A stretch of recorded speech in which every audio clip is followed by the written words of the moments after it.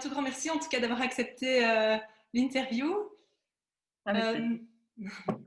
Est-ce que pour ceux qui ne vous connaissent pas, donc Anne, est-ce que vous pouvez vous présenter en quelques mots, en quelques lignes? Donc voilà, moi je suis directrice de Green Tripper. Donc c'est un outil en ligne qui permet de calculer l'impact qu'on a sur l'environnement quand on voyage et de le compenser en soutenant des projets pour le climat. D'accord. Et justement, ces projets, c'est des projets avec lesquels vous êtes associés? Oui, donc on travaille principalement avec des projets qui sont soutenus ou développés par CO2 Logique, qui est une société sœur de Green Tripper et qui est Oui. un des pionniers au niveau neutralité carbone en Belgique et une des premières organisations ici en Europe. D'accord. Et donc, si par exemple, moi, demain, je planifie un voyage vers l'Australie et que j'aimerais bien compenser justement cette consommation de CO2, comment est-ce que je dois m'y prendre exactement si je dois faire appel à Green Tripper?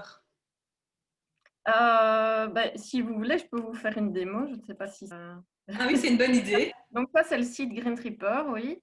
Alors vous voyez, on propose le calcul d'impact de différents moyens de transport, mais avancé. Alors par exemple, si vous voyagez de Bruxelles à, on va dire, Sydney,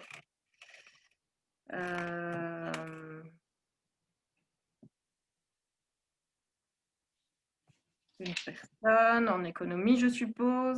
Aller-retour, l'impact CO2 va être de 6 tonnes. Vous voyez que vous avez la possibilité de compenser via différents projets. Donc, c'est les différents projets que nous soutenons chez Green Tripper.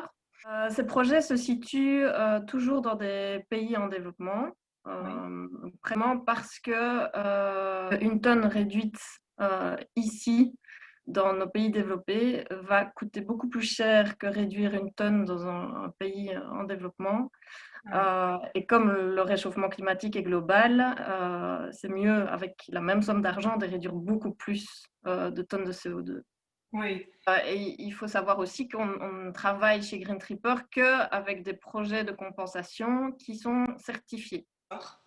Et alors, on voit qu'il y a des prix différents. Là, en fait, ça dépend tout simplement du projet parce que d'un pays à l'autre, les standards vont être différents. Ça dépend du nombre de parties tierces qui sont intervenantes.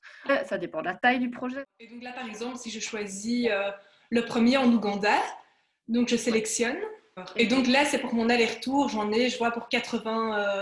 80,48 euros Ouais. pour compenser toutes les émissions carbone. Oui, c'est ça, de votre CO2. avion.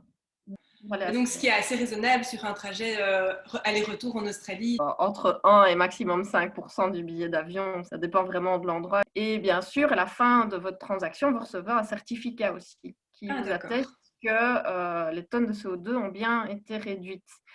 Et est-ce que lors de la création de Green Tripper et avec CO2 logique, est-ce qu'il y a quelque chose qui vous a surpris ou est-ce que vous avez rencontré des difficultés auxquelles vous avez dû faire face? Moi, en fait, j'ai travaillé 11 ans chez Bipost avant. Ah oui, d'accord. Je venais d'une très, très grosse entreprise. Et j'ai changé. Ce qui est très chouette, c'est que c'est très, très dynamique. On décide de quelque chose, on le fait. La seule chose, c'est qu'on doit souvent se débrouiller. Et ce qui est bien, c'est qu'on apprend énormément de choses, évidemment. Alors que quand on vient d'une grosse entreprise, pour l'une chose ou l'autre, pour la communication, la finance, etc., on va se diriger vers les services Oui, ouais, ouais. spécifiques. Et là, il faut se Là, il faut tout débrouiller. gérer, quoi.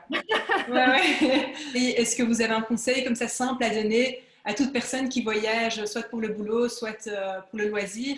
Pour moi, le but de voyager est génial, c'est se changer les idées. Donc ça, il faut certainement pas arrêter de voyager. C'est pas ce qu'on dit non plus. Mais par contre, peut-être réfléchir à voyager de manière plus lente, en fait, le slow travel. Et donc, pour ceux qui aiment vraiment partir très loin, en effet, prendre le temps, alors partir peut-être un peu plus longtemps et peut-être pas faire des petits, ce qu'on appelle des vols saut de puce à l'intérieur, partir 2 semaines et vouloir absolument faire tout le pays, Tout le le nord, le pays, sud, ouais. l'ouest et l'est, et plutôt voilà, s'imprégner de la culture locale. Et sinon, pour ceux qui qui ont envie de découvrir l'Europe, je pense qu'il y a pas mal de solutions maintenant de voyage en train. Oui. Voyager autrement, train, vélo, pourquoi pas. Oui, il y a plein de moyens, c'est vrai. Oui, tout à fait. Ok, super. Un tout grand merci en tout cas pour cette petite interview. Merci à vous.